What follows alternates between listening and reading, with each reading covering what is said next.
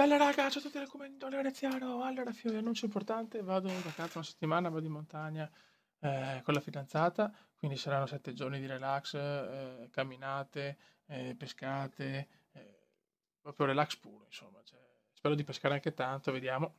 È da un po' che non vado a trote, quindi sono anche un po' arrugginito, speriamo di riuscire a fare dei settaggi, insomma, come si dice, fare delle montature accettabili, ecco, con dei nodi belli resistenti, perché piacerebbe prendere anche una bella bestiolina e poi insomma chiaramente ci sarà la foto comendiana su Instagram, commenda-veneziano e su Facebook, quindi potete seguire la mia vacanza anche sui social network. E sotto in descrizione c'è